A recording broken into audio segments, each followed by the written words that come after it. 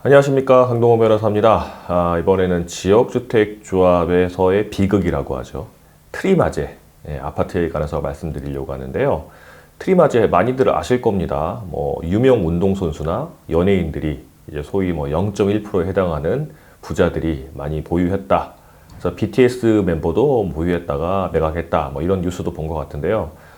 저희 법인이나 또 제가 지역주택조합 사건을 많이 하다 보니까 질문을 많이 받아요. 지역주택조합이 이게 잘 되겠습니까? 이거 안 되면 어떡해요? 라고 이제 질문을 많이 받는데, 많이들 아시는 트리마제 아파트를 중심으로 좀 사례를 중심으로 좀 말씀을 드리려고 합니다. 자, 부동산 기사들을 보면요, 이런 말들이 많이 보여요. 제2의 트리마제 되나? 둔촌주공 아파트가 최근에 공사비 분쟁 때문에 공사가 상당 기간 중단이 됐었고, 그 조합원들이 피해를 많이 보고 있어서 이 둔촌주공 아파트 사업이 중단되거나 무산되게 되면은 제2의 트리마제처럼 이제 조합원들이 손해를 볼 수 있다. 이런 내용도 있고요. 이거 보면 또 한강변에 35층 룰, 그러니까 한강변에는 아파트를 35층 이상 못 짓게 이렇게 룰이 있었잖아요. 근데 그거 룰을 폐지를 했는데, 그래서 압구정이나 여의도가 들썩거리고 제2의 트리마제 기대감이 쑥 된다. 그러니까 트리마제가 아주 고가의 아파트가 됐는데, 그걸 분양받았던 분들 같은 경우는 시세 차익이 상당하죠. 그래서 트리마제가 비싼 아파트의 대명사가 돼가지고 기대감이 쭉 올라간다. 아까는 제2의 트리마제가 되냐, 이거 안 좋은 의미였는데, 여기는 보면 또 기대감이다, 좋은 의미로 나오는 거죠. 그래서 이게 트리마제가 좋은 쪽이든 안 좋은 쪽이든 이제 부동산에 좀 관심 있는 분들 같은 경우는 들어보신 분들이 있을 겁니다. 그래서 이 지역주택조합 관련해서 트리마제가 어떤 비하인드 스토리가 있었는지 좀 말씀을 드리려고 합니다. 자, 일단 트리마제 아파트가 어떻게 완공되었는지 보셔야 되는데요. 트리마제 아파트 어떻게 생긴지 보시면 이건 두산중공업이 시공사인데, 그 당시 이제 짓기 전에 제시한 이미지고요. 실제 강변북로를 지나가거나 아니면 올림픽대로를 지나갈 때 한강을 건너서 한강을 위로 이렇게 쳐다보면 이렇게 생겼습니다. 이게 동글동글 생기고, 제가 3동인가 4동인가 아파트가 이렇게 있는데, 이 트리마제 아파트가 어떻게 진행됐는지, 이 사업이 어떻게 진행됐는지부터 먼저 아셔야 돼요. 아주 우여곡절이 많습니다. 일단 보면 2005년도에 지역주택조합이 이제 주축이 돼서 사업을 진행했어요. 그 당시에는 사업명이 성수 1지역주택조합입니다. 성수 1지역주택조합이었고, 시공사는 두산중공업으로 이제 선정이 됐었고요. 시행사는 남경아이 종합개발이라는 회사였습니다. 그래서 이 남경아이 종합개발이 시행권을 가지고 있었고, 그 다음에 지역주택조합과 같이 시행을 하는 이런 이제 형태였고요. 당시에는 서울숲 두산위부, 여기 서울숲이 있잖아요. 서울숲 두산위부라는 이름으로 진행되는 사업이었고, 2007년도에 완공 예정이었습니다. 2005년도에 시작해서 아파트 잘 되면, 아주 착착착 진행되면 2, 3년 정도면은 아파트가 지어지니까 그렇게 이제 계획이 됐었었죠. 총 566세대 예정이 됐었고요.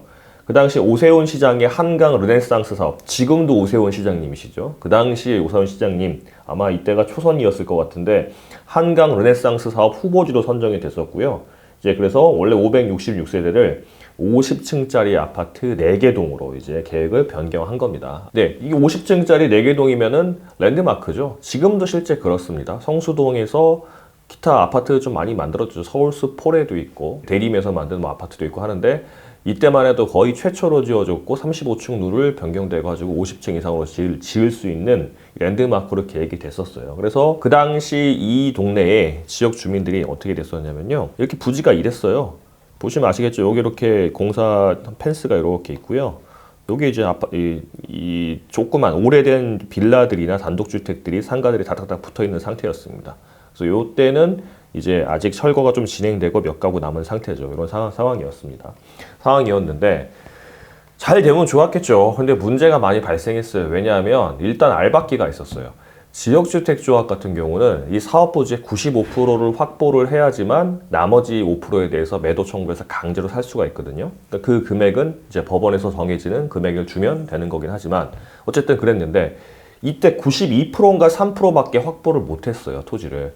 그래서 나머지 2, 3% 때문에 이거를 이제 산이 많이 해가지고만 했었습니다. 나머지 2, 3%가 알박기를 했던 거죠. 요 사진 잘 보시면 다 철거됐잖아요. 여기 다 철거됐는데, 심지어 덤프트럭도 이렇게 있는데, 이 큰 부지에서 요거 정도만 남은 상태였어요. 이 사람들은 나는 평당 뭐 1억 받아야 되겠다, 2억 받아야겠다. 그 당시에 2005년도, 6년도 당시에 해가지고 버티니까 조합이 95%가 안 되면 강제로 살 수가 없단 말이죠. 그러니까 돈도 없으니까 이러지도 못하고 저러지도 못하고 그런 상황이었고요. 그다음 분양가 상한제가 또 전격 시행이 됐습니다.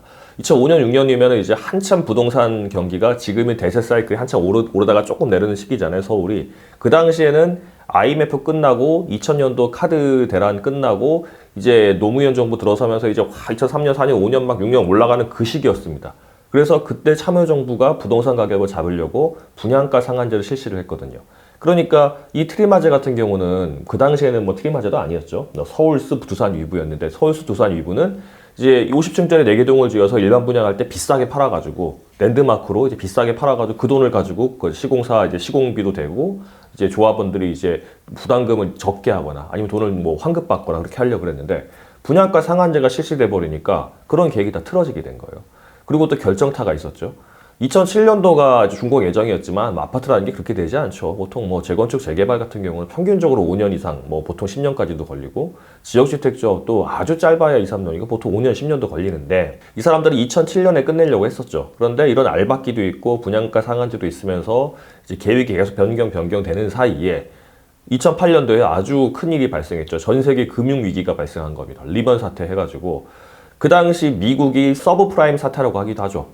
주택담보대출이 아주 부실화돼가지고 거기에 물려있던 여러 금융상품들이 이제 부실화되고 미국이 아주 큰 뭐 100년도 넘은 은행들이 이제 투자은행들이 넘어가고 부도나고 하면서 전 세계의 금융위기로 번졌죠. 그래서 전 세계 뭐 부동산 가격도 폭락하고 이랬는데 우리나라도 예외가 아니었습니다. 그래서 이게 트레마제 같은 경우는 그 당시 서울수, 두산, 위부는 비싸게 팔려고 했는데 한참 이제 부동산 가격이 올라오고 있었고 그 당시에 서울 한강에 바로 내려다 보이는 아주 좋은 자리에 랜드마크를 지어서 비싸게 팔려고 그랬는데 분양가 상한제도 오고 이제 전 세계 금융 위기가 오면서 이제 이거 분양도 안 되고 이제 이자만 계속 나가고 있는 상태가 돼버렸었던 거였습니다. 그러면 이제 그때 남경I 종합개발이라는 시행사가 시행권이 같이 있었다고 했잖아요.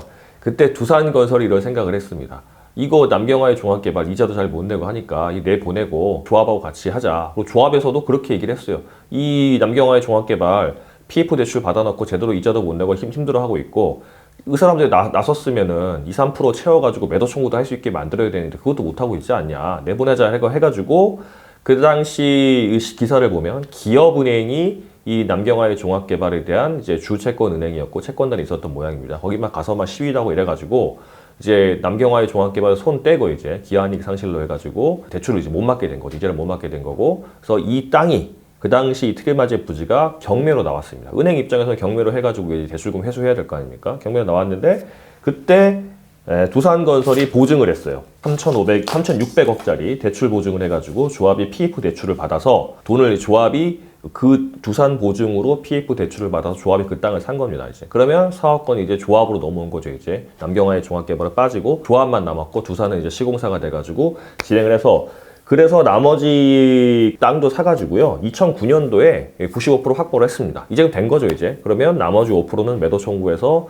법원에서 정해지는 금액 주면 되는 거고. 그 다음에 이제 착공만 하면 되는 겁니다. 그랬는데 그 사이 아까 제가 말씀드렸죠. 분양가 상한제도 되고 그 다음에 이제 금융위기도 오고 그 당시 금리도 엄청 올랐어요. 요즘보다 훨씬 높았습니다, 이제.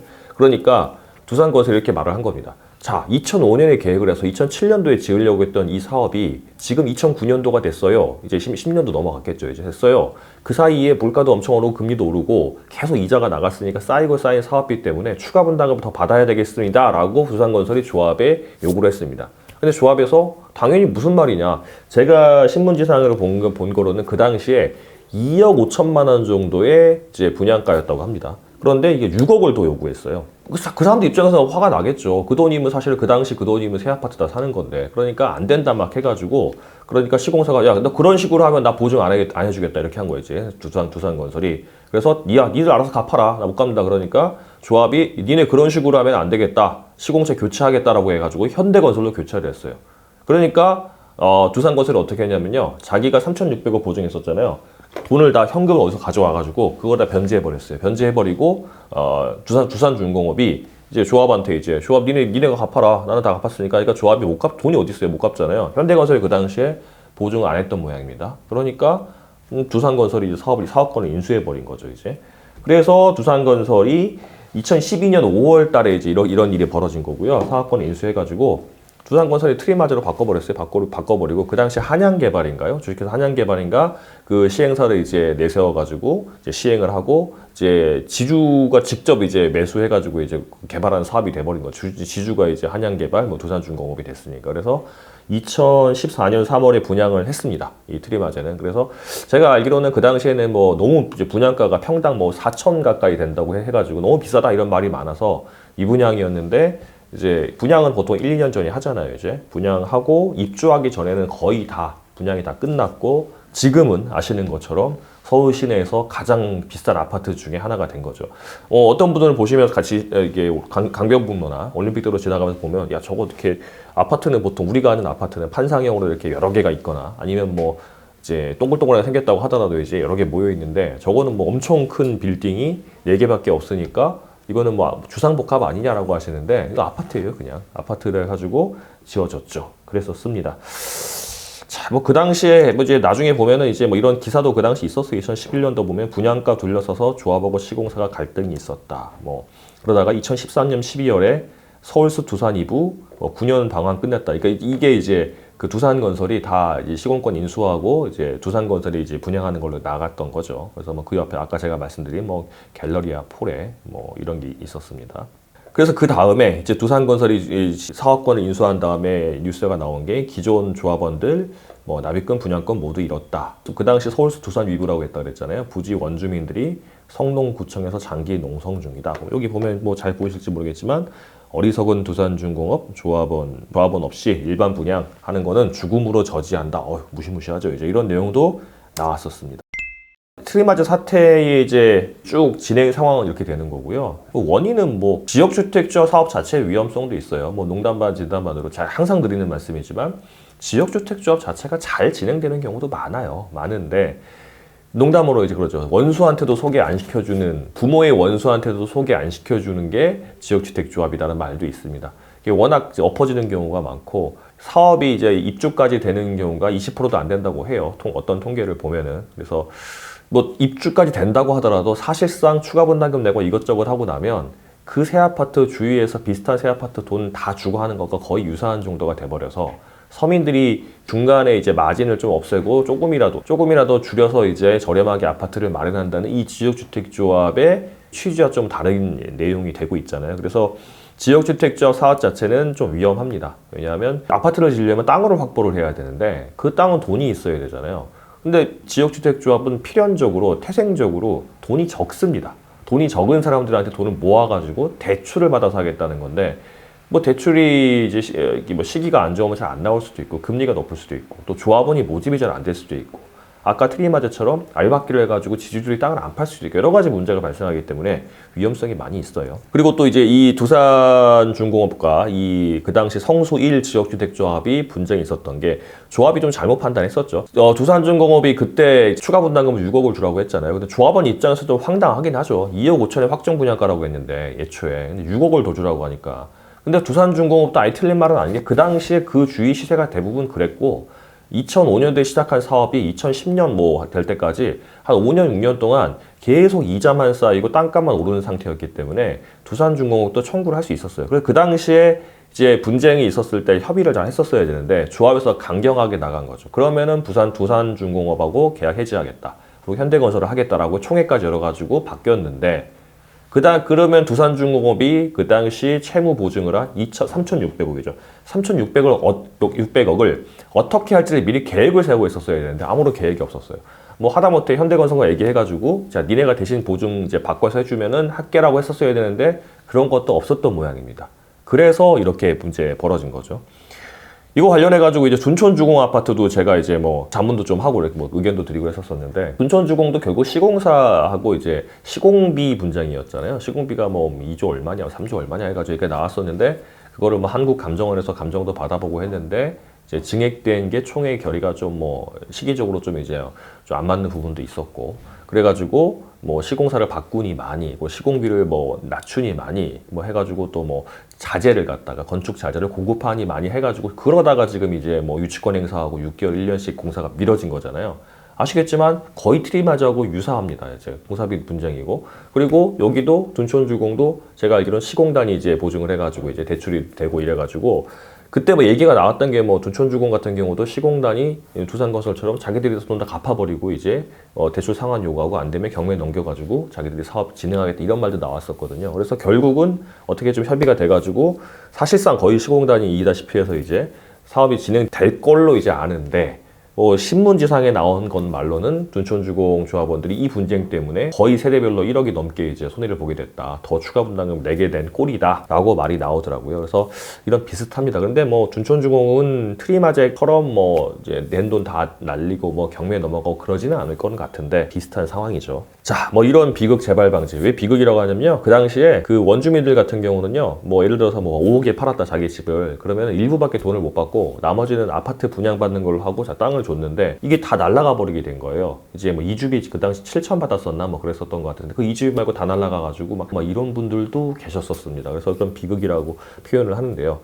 뭐 그런 재발 방지를 위해서 어떻게 해야 되냐? 지역주택조합은 아주 신중하게 하셔야 됩니다. 이게 지역주택조합 중에도 잘 되는 사업들이 있어요. 뭐냐면 거의 이제 공동주택 건설 사업처럼 거의 시행사 또는 뭐 이제 일부 시공사가 토지를 거의 대부분 차지하고 있고, 나머지 땅들을 매도 청구하려고 아니면 이제 그 지주들을 잘 이제 규합해서 사업을 잘 진행할, 스무스하게 진행하려고 사실상 형식적으로 지역주택조합 만드는 경우들이 있어요. 그런 경우는 사실은 토지 지주가 자기 땅 가지고 자기가 사업 진행하고 다를 바가 없기 때문에 스무스하게 진행됩니다. 그래서 그런 경우는 막 2년 반 만에 아파트 짓고 들어가는 경우도 있고요.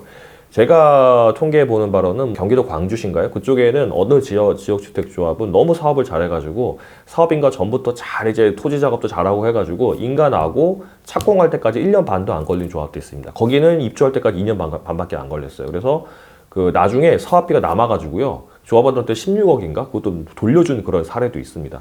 근데 이제 그렇지 않고 일부 악덕 업무 대행사나 악덕 지주들이나 이런 사람들이 조합원들한테 몇백 명씩 몇천만 원씩 받으면 몇십억 몇백억 되잖아요. 그 돈에 눈이 멀어가지고 모아놓고 사업을 제대로 진행하지도 않고 그래도 흉내는 내면서 이제 토지 작업을 하는데, 그 사이에 이게 2년 3년 지나니까 토지 가격이 확 오르고 돈이 많이 드니까 기존 조합원들한테 당신들 아파트 지어주려고 지금 토지 작업을 하고 있는데 돈이 많이 드니까 또 돈 내세요. 그럼 몇천만 원 더 내고 또 몇천만 원 내가 토지 확보를 했는데 이제 또 그 몇 년 걸리죠. 그 사이에 또 올라버리면 내가 뭐 4억에 분양했는데 이거 안 되겠다. 한 5억 더 내세요. 이렇게 하는 경우가 많잖아요. 그러면 대출 받아서 낼 수 있는 사람은 상관이 없는데 그런 능력이 없는 사람은 그냥 제명되는 거예요. 돈 안 냈으니까. 추가 분담금 내라고 총회 결의가 됐는데 안 냈으니까. 그런 경우가 많단 말이죠. 그래서 일단은 지역주택조합의 사업이 토지가 얼마나 확보되는지를 보시고 95% 되면 제일 좋고요. 그리고 95% 되지 않는다고 하더라도 거기서 중심이 되는 이제 사업 주체가 어딘지 이렇게 보시고 토지가 잘 확보되고 자금이 많이 확보된 그런 조합으로 가는 게 좋을 것 같습니다. 그렇게 보시면 될 것 같고요. 제가 사실 그래요. 왜냐하면 이 지역주택조합 트리마제는 지역주택조합이 아니죠. 성수 1 지역주택조합이 파산하고 트리마제가 지어졌는데 이런 비하인드 스토리가 있었다 말씀을 드리는 거고, 흥미롭다고 말씀드릴 수가 없는 게 아까 제가 말씀드렸던 것처럼 이 사업 때문에 뭐 가정이 파탄나고 목숨을 잃은 분들도 나왔기 때문에 제가 흥미롭다는 말씀 못 드리지만 이런 지역주택조합에 문제가 있을 수 있다. 그러니까 지역주택조합 가입할 때는 꼭 이 부분 참고하시라 라는 의미로 말씀을 드렸습니다.